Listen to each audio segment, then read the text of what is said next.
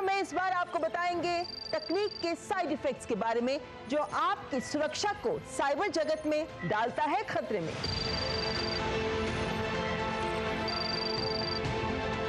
ये ऐप तो अपने आप मेरी सारी जानकारी ले रहा है। मेरा ईमेल, एड्रेस, आधार, मेरा फोन तो बैक भी नहीं हो रहा है। हमारी खुद की पर्सनल इंफॉर्मेशन, पर्सनल हमारी पिक्चर्स या हमारी पर्सनल वीडियोस हम कहाँ शेयर करते हैं, किससे शेयर करते हैं, क्यों शेयर करते हैं, हमें सोचना चाहिए। आज के इस दौर में वास्तविक दुनिया के समानांतर एक वर्चुअल दुनिया भी है जिसे हम और आप प्रतिदिन जी भी रहे हैं।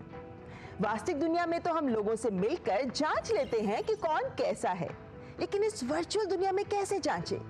क्योंकि यहाँ जो भी जानकारी, डिटेल्स या फोटोग्राफ्स दी होती हैं, वो अगर आप सही समझकर किसी पे विश्वास कर लेते हैं तो फिर स्कैम या फ्रॉड का शिकार आप हो सकते हैं।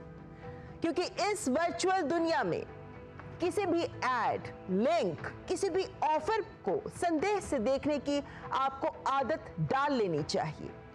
नमस्कार, आप देख रहे हैं साइबर अलर्ट। आपके साथ मैं हूं ममता चोपड़ा।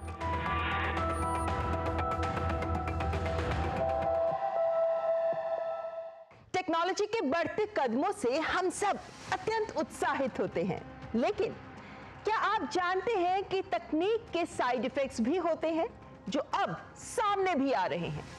आर्टिफिशियल इंटेलिजेंस ने कई काम आसान कर दिए हैं, लेकिन हर चीज के दो पहलू होते हैं, है ना? तो अब बात करते हैं इसी के खतरों की।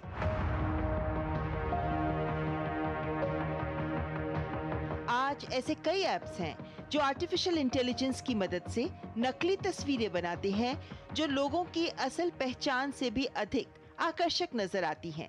लोग तो इन्हें मस्ती में बना रहे हैं, लेकिन क्या आप जानते हैं ऐसा करना आपकी पहचान, आपकी सुरक्षा और आपकी प्राइवेसी के लिए बड़ा खतरा हो सकता है। ये ऐप्स आपकी निजता, आपकी डिजिटल सुरक्षा को खतरे में डाल सकते हैं। ऐसे ऐप्स परमिशन के तौर पर पहले ही आपकी तस्वीरों को प्रयोग करने की अनुमति आपसे ले लेते हैं। इनका प्रयोग गलत मंशा से भी किया जा सकता है। तो क्या आप भी कभी किसी ऐप पर अपनी तस्वीरें अपलोड करते हुए इस सच्चाई पर ध्यान देते हैं? आइए जानते हैं इस डिजिटल धोखे के पीछे छिपी सच्चाई क्या है। GPT 4o की इमेज जनरेशन एबिलिटीज आने से अब आप सटीक और स्पष्ट तस्वीरें बना सकते हैं। जिबली इमेज बनाने की तो सोशल मीडिया पर होड़ लगी है। ChatGPT ने इस आर्ट को वायरल कर दिया है। हर प्रोफाइल पर अपने या अन्य लोगों की जिबली तस्वीरें अपलोड की जा रही हैं। अब फ्री AI जनरेटर से आप सेकंड्स में बना सकते हैं जिबली फोटो। तो आइए जानते हैं सबसे पहले क्या है ये जिबली आर्ट। जिबली आर्ट वो विशेष कला है जो एक प्रसिद्ध जापानी एनिमेशन स्टूडियो जिबली से संबंधित है। 1985 में हयाओ मियाजाकी और इसाओ ताकाहाता ने इसे स्थापित किया था। इस स्टूडियो की फिल्म्स और आर्ट वर्क्स दुनिया भर में बहुत लोकप्रिय हुए। स्टूडियो जिबली आर्ट हाथ से बनाया जाता था। कुछ सेकंड्स के सीन के लिए महीनों मेहनत करके तस्वीरें तैयार की जाती थी, लेकिन ChatGPT का AI के द्वारा चित्र बनाने का एक तरीका यानी डाली मॉडल को आप लिखकर शब्दों के द्वारा जो निर्देश देते हैं तो उसके हिसाब से वो स्टूडियो जिबली आर्ट जैसी ही तस्वीर मिनटों में तैयार कर देता है और लोग इसका खूब मजा ले रहे हैं। सोशल मीडिया पर फेमस लोगों की फोटोग्राफ्स को लेकर स्वयं की या फिर कल्पना आधारित फोटोग्राफ्स को जनरेट कर रहे हैं लोग। इन तस्वीरों को देखिए, बहुत खूबसूरत लगती हैं ये। हालांकि विशेषज्ञ इन्हें लेकर चेता रहे हैं कि अपनी प्राइवेसी का आप ख्याल रखें, आपके डेटा का दुरुपयोग ना हो, इस बात का भी ध्यान रखें। जिस ऐप को जिबली आर्ट के लिए आप यूज कर रहे हैं उसे जांच तो लें। फिशिंग, सोशल इंजीनियरिंग का शिकार ना हो आप। कई ऐप्स आपसे कॉन्टैक्ट्स, माइक्रोफोन, स्टोरेज एक्सेस आदि की परमिशंस मांग रहे हैं जो जरूरी नहीं है तो आपको नहीं देनी है। ऐसे में इन बातों का ध्यान रखना आपके लिए बहुत जरूरी है। जरा सोचिए, आपके चेहरे से किसकी हो रही है कमाई? जिबली ट्रेंड के पीछे बड़ा खतरा छिपा हुआ है। ऑनलाइन शेयर की गई आपकी हर फोटो, आपका फेशियल डेटा, चेहरे के यूनिक फीचर्स को स्कैन करके डेटा स्टोर किया जाता है। कहाँ ये डेटा स्टोर हो रहा है, किस किस को एक्सेस दी जा रही है, ये भी बड़े सवाल हैं। मेटा, गूगल पर भी इसको लेकर कई तरह के आरोप लग रहे हैं कि यूजर्स की फोटो से आर्टिफिशियल इंटेलिजेंस के मॉडल्स को ट्रेनिंग दी जा रही है। पासवर्ड्स, क्रेडिट कार्ड नंबर्स से भी खतरनाक है फोटो शेयर करना। फोटो में बच्चों का भी डेटा लोग साझा कर रहे हैं, यानी आप अपनी निजता स्वयं ही खतरे में डाल रहे हैं, क्योंकि आपका पासवर्ड तो आप बदल सकते हैं, लेकिन अपना चेहरा नहीं, अगर इसका दुरुपयोग होता है। साइबर अपराध के लिए भी चेहरे का दुरुपयोग संभव है। आजकल बहुत से ऐप्स हैं, जैसे AI फोटो ऐप्स, जो आपकी नॉर्मल फोटो लेकर उसे कार्टून या पेंटिंग जैसा बना देते हैं। बस फोटो अपलोड करो और ऐप आपको नया लुक दे देता है। लेकिन जब आप फोटो अपलोड करते हैं, वो फोटो कंपनी के सर्वर में सेव हो जाती है। ये ठीक वैसा ही है जैसा आप किसी अजनबी को अपनी फोटो दे रहे हो। पर इसमें असली खतरे क्या हैं? आपकी फोटो का गलत इस्तेमाल हो सकता है।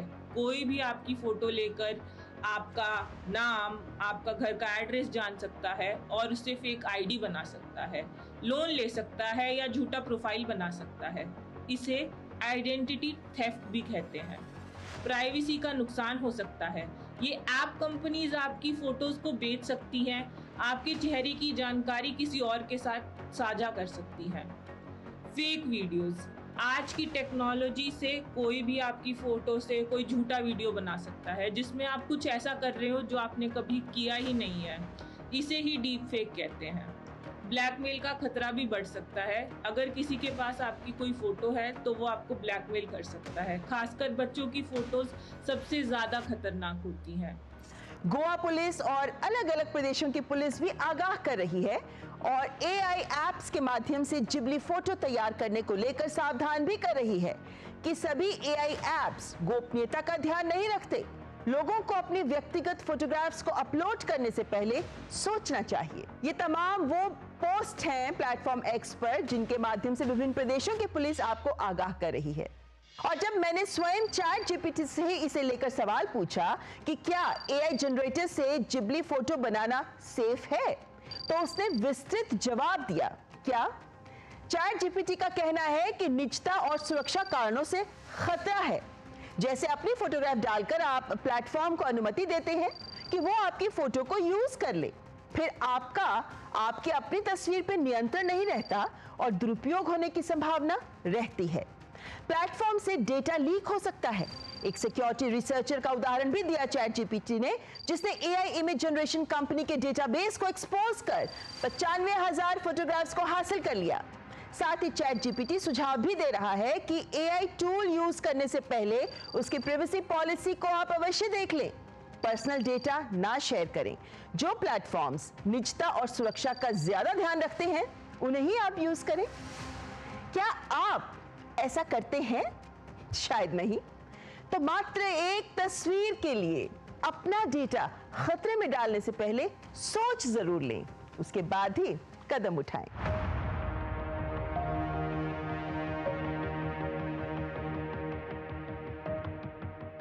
ये डेटा लीक होता कैसे है?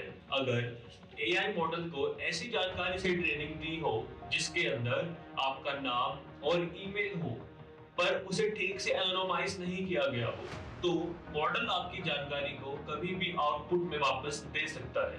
अगर AI सर्वर की सेटिंग्स में गलती है, जैसे ओपन API, अनप्रोटेक्टेड डैशबोर्ड, तो फिर आपका डाटा आसानी से लीक हो सकता है।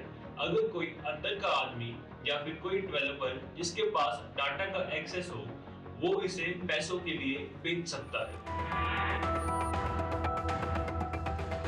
AI का एक और साइड इफेक्ट आपके सामने रखते हैं, क्योंकि एक और गंभीर समस्या अब सामने आ रही है। जैसा हमने कहा कि ChatGPT 4o की इमेज जनरेशन एबिलिटीज आने से अब आप बहुत सही तस्वीर बना पाते हैं। तो AI की इमेज जनरेशन क्षमताओं के प्रयोग से अब सरकारी पहचान पत्र जैसे आधार और पैन कार्ड भी बनाए जा रहे हैं। यानी अब ChatGPT फर्जी पैन और आधार बना रहा है। अब जरा इन तस्वीरों को देखिए।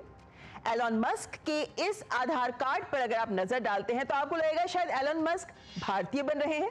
नहीं, ये AI के प्रयोग से तैयार उनका आधार कार्ड है जो बिल्कुल असली जैसा ही लगता है। ओपन एआई के सीईओ सैम ऑल्टमैन का भी क्यूआर कोड के साथ फेक आधार कार्ड बन चुका है। इसी तरह किसी का भी नाम, कोई भी पता या फोटो डालकर आप बना सकते हैं आधार। जैसे किसी ने आर्यभट्ट का ही आधार कार्ड बना डाला। हालांकि इन नकली आधार में सिक्योरिटी फीचर्स जैसे होलोग्राम या सही क्यूआर कोड नहीं होता। बायोमेट्रिक के बिना तो वैसे भी ये सुरक्षा मानक पास नहीं करते। लेकिन किसी का फायदा उठाने के लिए, गलत मंशा से किसी को फंसाने के लिए, उसके लिए तो इस तरह की तकनीक का दुरुपयोग किया ही जा सकता है ना? उदाहरण के लिए, अगर किराएदार ऐसे ही असली सा लगने वाला नकली आधार कार्ड मकान मालिक को दे दे, जिसमें फोटो भी है, जन्म तिथि भी है, पता भी है और क्यूआर कोड भी है। स्कैमर्स तो पहले से ही नकली पहचान पत्र बनाने के लिए ऐसे टूल्स यूज कर रहे हैं, लेकिन जनरेटिव एआई ने इसे आसान कर दिया है। पहले जिस काम के लिए टेक्निकल एक्सपर्टीज चाहिए होती थी, अब बस कुछ सही प्रॉम्प्ट्स, यानी बस आपको एआई को सही हिदायत ही देनी है, काम हो जाएगा।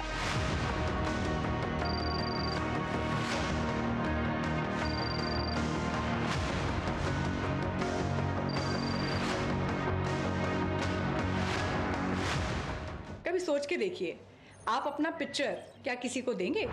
कोई अगर आपको कहीं मिलता है, बोला हम आपकी पेंटिंग बनाएंगे, आप अपनी पिक्चर हमें दे दीजिए, आप कभी देंगे क्या?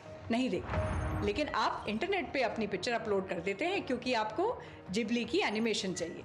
This is just a way to take your picture. So this is also data. ये आपकी पर्सनल चीज़ है, आप इसको इतने आसानी से क्यों दे रहे हैं? But we have to be careful. हमारी खुद की पर्सनल इन्फॉर्मेशन, पर्सनल हमारी पिक्चर्स या हमारी पर्सनल वीडियोस हम कहाँ शेयर करते हैं, किससे शेयर करते हैं, क्यों शेयर करते हैं, हमें सोचना चाहिए। अगर कुछ फ्री है तो कहीं ऐसा तो नहीं कि हम ही प्रोडक्ट हैं। आज जब आर्टिफिशियल इंटेलिजेंस हर किसी के हाथ में, मोबाइल में ही मौजूद है, तो ऐसे में रेगुलेशन बहुत जरूरी है। चैट जीपीटी कुछ रिस्ट्रिक्शंस का यूज करता है, यानी कुछ अवांछित तरह के पिक्चर्स वो नहीं बनाता, लेकिन ओपन सोर्स मॉडल से चुनौती बढ़ गई है। यूं तो आधार की सुरक्षा को लेकर कोई चैलेंज नहीं है, लेकिन आम लोगों को झांसा देने के लिए, स्कैम के लिए इसका प्रयोग किया जा सकता है। तो किसी के भी आधार कार्ड को मात्र दिखाने भर से यूं ही विश्वास ना कर ले। आप किसी भी आधार को ऑनलाइन वेरीफाई कर सकते हैं, आसान है। ब्राउजर पर unique identification authority of India का होम पेज खुल जाएगा। पेज को स्क्रॉल डाउन करें, चेक आधार वैलिडिटी इस ऑप्शन पर क्लिक करें। अगले पेज पर अपना आधार नंबर डालें, कैप्चा डालें और फिर सबमिट कर दें। आपके सामने जो आधार नंबर आपने डाला है, उस आधार से जुड़ी सारी डिटेल्स आ जाएंगी कि ये आधार वैध है या नहीं, यानी इलीगल तो नहीं है, और व्यक्ति की उम्र आदि तमाम जानकारी भी स्क्रीन पर आ जाएगी। वैसे अब तो आधार का नया ऐप इसे और आसान बनाने की दिशा में अहम कदम है, जिसमें चेहरे के जरिए ही, क्यूआर कोड के जरिए भी सत्यापन यानी वेरिफिकेशन बहुत महत्वपूर्ण पहलू है इसके। लेकिन देखकर भी आप कुछ बातों पर गौर कर सकते हैं। यानी आधार कार्ड देखते हैं तो आप ध्यान दें क्या कि जैसे आईडी पर फोटो चेक कर सकते हैं आप, आधार पर अमूमन आपने देखा होगा कि आपकी फोटो उतनी अच्छी नहीं होती, बल्कि धुंधली सी होती है। लेकिन जो फेक आईडीज बनती हैं, फेक आधार कार्ड, उनमें बिल्कुल साफ पिक्चर्स लगी होती हैं। ग्रामर की गलती पर भी ध्यान दें, जैसे कॉमा आदि शब्दों में भी त्रुटियां हो सकती हैं। भारत सरकार का लोगो, क्यूआर कोड, उसकी भी जांच कर लें, तो यानी देखने मात्र से भी आपको एहसास हो जाएगा कि असली आधार तो लग नहीं रहा। और विशेषज्ञों का कहना है कि डेटा का गलत प्रयोग और धोखाधड़ी रोकने के लिए सख्त नियम होने जरूरी हैं। वर्चुअल दुनिया में कुछ भी हो सकता है, झूठ की है ये दुनिया, यूं ही विश्वास ना करें।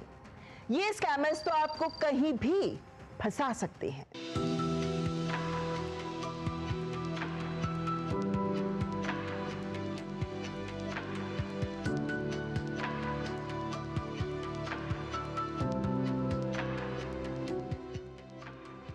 हेलो हेलो, मैं रोहन बोल रहा हूँ। आपकी वेबसाइट पर मैंने जॉब लिस्टिंग देखी, ये नंबर दिया था तो सोचा कॉल कर लूँ। जी सर, इसके लिए सबसे पहले आप अपना रिज्यूमे शेयर कर दें। लेकिन कोई ईमेल नहीं दी हुई है आपने। आप बताएं किस ईमेल एड्रेस पे मेल कर दूँ, या कोई पता? जी नहीं सर, हम सारी एप्लीकेशंस ऑनलाइन ही ले रहे हैं। आप ऐसा करें, ये ऐप डाउनलोड कर लें ठीक है। और इसी पर सारी जानकारी शेयर कर दें। अच्छा ठीक है, मैं ये डाउनलोड कर लेता हूँ। पर सर, ये तो आपकी कंपनी का ऐप है ही नहीं। नहीं सर, हमने इसी कंपनी से डेटा मैनेजमेंट का करार किया है। सारी जॉब एप्लीकेशंस इसी पर मैनेज हो रही हैं। लेकिन अरे सर, एप्लीकेशन ही तो दे रहे हैं, कोई OTP तो मांग नहीं रहे। ठीक है, मैं ये ऐप डाउनलोड कर लेता हूँ। थैंक्स। अरे ये ऐप तो अपने आप मेरी सारी जानकारी ले रहा है। मेरा ईमेल, एड्रेस, आधार, मेरा फ़ोन तो बैक भी नहीं हो रहा है। ये मेरे फ़ोन को हो क्या रहा है? ये हो क्या रहा है? मेरा फ़ोन तो बैक की कमांड में ले रहा है। तो जिस वेबसाइट पर क्लिक किया उस पर कोई पता एड्रेस नहीं दिया, ईमेल एड्रेस भी नहीं है, मोबाइल या व्हाट्सएप पर ही काम किया जा रहा है। कुछ गलत लगा, फिर भी आप सावधान नहीं हुए तो फिर फंस सकते हैं। अब यही मामला देखिए ना, कॉलेज एडमिशन के नाम पर धोखा दिया जा रहा है। पटना में एक व्यक्ति बच्चे के एडमिशन के लिए अच्छे कॉलेज की ऑनलाइन सर्च कर रहे थे। एक वेबसाइट पर देश के बड़े बड़े कॉलेजेस में एडमिशन कराने के बारे में बताया गया था, तो वेबसाइट पर दिए नंबर पर कॉल कर लिया। किसी ने फोन नहीं उठाया, लेकिन कुछ देर के बाद अनजान नंबर से फोन आया। कहा कि वो अच्छे कॉलेजेस में बच्चों का नामांकन कराते हैं। घंटों बाद भी हुई, बच्चे का पूरा डिटेल भी मांग लिया गया और बात ऑनलाइन फॉर्म भरने तक आ गई। ऑनलाइन फॉर्म भरने के नाम पर युवक से पहले 500 रुपए रजिस्ट्रेशन फीस मांगी गई। बाद में झांसा देकर OTP भी मांग लिया गया। OTP मिलने के कुछ ही मिनटों में 2,30,000 रुपए का ट्रांजैक्शन हो गया। जब मैसेज देखा तो पता चला, लेकिन फिर साइबर धोखेबाज का मोबाइल ही ऑफ हो गया और इनका नुकसान हो गया। यानी बात बात में ही बात बिगड़ गई, क्योंकि आप उनके झांसे में आ गए। इसी तरह अयोध्या में भी एक छात्र का MBA में प्रवेश कराने के नाम पर साइबर ठगों ने कर डाला घोटाला। ये अपराधी लर्निंग प्राइवेट लिमिटेड से थे। उन्होंने MBA में प्रवेश कराने के नाम पर कागजात हासिल किए और इन्हीं कागजात का प्रयोग कर फर्जीवाड़ा कर 2,39,000 रुपए का ऑनलाइन ऋण स्वीकृत करवा लिया और इस रकम को उन्होंने काउंसिल इंडिया नाम के अपने खाते में भी ट्रांसफर करवा लिया। जब वेतन के खाते से EMI की किश्त कटनी शुरू हुई, तब ये घोटाला सामने आया। दरअसल धोखे के मामले में अपराधी आपको सिर्फ मोबाइल नंबर या व्हाट्सएप कॉल के माध्यम से ही कांटेक्ट करते हैं, कोई पता नहीं देते। और जब भी ऐसा हो तो सावधान हो जाएं। हम अपने कार्यक्रम में आपको बार बार बताते हैं कि कैसे आप सही वेबसाइट्स की पहचान कर सकते हैं, तो इस जानकारी का ख्याल रखें। ऐसे भी प्लेटफॉर्म्स हैं जहां प्रोफेशनल्स नेटवर्किंग करते हैं। बहुत पॉपुलर है ये प्लेटफॉर्म्स। यहां जॉब या निवेश के नाम पर अपराधी भी एक्टिव रहते हैं। इन पर भी एहतियात बरतनी बहुत जरूरी है। प्लेटफॉर्म कोई भी हो, आपको कुछ बातों का ध्यान रखना है। आपको मिलने वाले जो जॉब ऑफर्स हैं या जो निवेश की अपॉर्चुनिटीज आपको इन प्लेटफॉर्म्स पर दिखती हैं, उन्हें जरूर जांचें। आपको जो कनेक्शन रिक्वेस्ट मिलती है, कनेक्शन रिक्वेस्ट भेजने वाले लोगों की भी प्रोफाइल अवश्य देखें। धोखेबाज बिजनेस प्रपोजल के नाम पर फेक वेबसाइट्स या मैलवेयर वाले लिंक्स आपको भेज सकते हैं। आप फ्रीलांसर हैं तो प्रोजेक्ट दिलाने या प्रशिक्षण देने या फिर नकली ऑफर के नाम पर भी पैसे मंगवाए जा सकते हैं। कुछ धोखेबाज धोखा देकर जॉब हासिल करने के लिए नकली सिफारिशों का भी इस्तेमाल करते हैं। फेक बिजनेस पार्टनरशिप्स या फिर स्पॉन्सरशिप्स के लिए भी आपको संपर्क कर सकते हैं या फिर धोखाधड़ी वाला कॉन्ट्रैक्ट दे सकते हैं। नकली प्रोफाइल बनाकर किसी कंपनी के बड़े CEO बनकर भी ये आपको धोखा दे सकते हैं। केवल घर का दरवाजा ही बंद ना रखें, बल्कि सोशल मीडिया के दरवाजे खिड़कियां भी खुली ना रखें। इनमें आपका व्हाट्सएप, FB, इंस्टा, लिंक्डइन और इनके जैसे तमाम नेटवर्किंग प्लेटफॉर्म्स, जहां कोई भी आपको कनेक्शन रिक्वेस्ट या फिर फ्रेंड रिक्वेस्ट भेजकर आपके दरवाजे पर दस्तक दे सकता है, उनका ख्याल रखें। ये तो है ही, साथ ही में किसी अनजान कॉल से भी आपको सावधान रहने की बहुत जरूरत है। कॉल पर आपको कोई अनजान व्यक्ति डराने का प्रयास करे तो समझ जाएं, फ्रॉड है ये। आप तो समझ गए, लेकिन क्या आपने अपने दादा दादी को या नाना नानी को ये बात समझाई है, या फिर उन बुजुर्ग पड़ोसी को, या फिर आपके बेस्ट फ्रेंड की दादी को जो अक्सर फोन पर बात करती हैं? आजकल तो सबके हाथ में मोबाइल फोन्स हैं, तो सबको ही समझाना, जागरूक करना बहुत जरूरी है। इस मसले की गंभीरता समझने के लिए आप ये मामला देखिए। कर्नाटक के बेलगावी जिले से एक झकझोर देने वाली खबर आई। जानकारी ना होने के चलते एक बुजुर्ग दंपत्ति साइबर अपराधियों के चंगुल में फंस गए और 50 लाख रुपए गंवा दिए। यही नहीं, उन्हें इन ठगों ने इतना डरा दिया कि परेशान होकर इस बुजुर्ग दंपत्ति ने आत्महत्या कर ली। अत्यंत दुखद परिणाम जो साइबर अपराध के घिनौने चेहरे को सामने रखता है।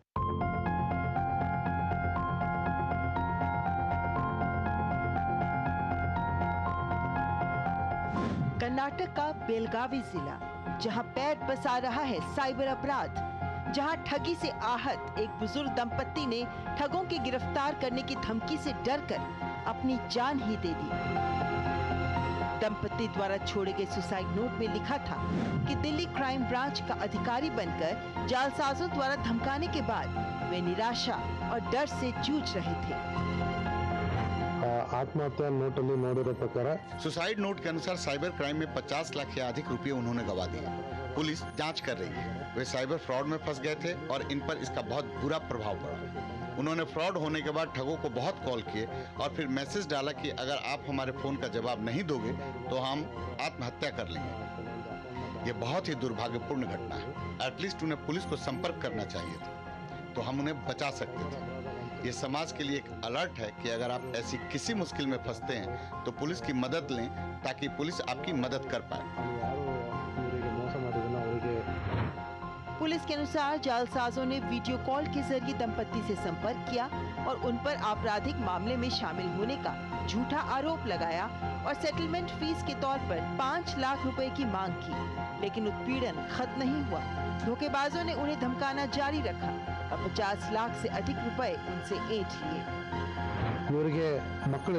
इनके बच्चे नहीं थे, सबके साथ उनके बहुत अच्छे संबंध थे। वे अपनी संपत्ति समाज कल्याण के लिए दान करना चाहते थे। वे मेडिकल के बच्चों को कोचिंग देते थे। ऐसे लोगों की समाज को भी जरूरत है। उनका जाना समाज के लिए भी क्षति है। अगर उन्होंने हमें उनकी मुश्किल के बारे में बताया होता तो हम उन्हें अकेला नहीं छोड़ते। साइबर अपराध इस कदर आम लोगों को प्रभावित कर रहा है कि भय, निराशा में अपनी जान लेने जैसा कठोर कदम उठाने को मजबूर हो रहे हैं लोग। यहाँ पर समाज को भी जागरूक होना जरूरी है और जिम्मेदारी लेना भी बहुत जरूरी है, क्योंकि आपके करीब पड़ोस में जो भी बुजुर्ग लोग रहते हैं उन्हें इसके बारे में बताना समाज की ही तो जिम्मेदारी है ना। तो हमें इसको पूरा करना चाहिए। आपको साइबर अपराध से बचाना ही है हमारा मकसद। आप हमें ईमेल कर सकते हैं। हमारा ईमेल आईडी cyberalert.ddnews@gmail.com। और हाँ, प्रसार भारती के OTT प्लेटफॉर्म वेव्स पर भी आप हमारे सारे एपिसोड्स देख सकते हैं। तो इस कार्यक्रम को अपने परिवार, दोस्तों, सबसे शेयर करें ताकि हमारा देश बन सके साइबर सेफ। और ये तभी संभव है अगर हम और आप, हम सब रहें साइबर अलर्ट।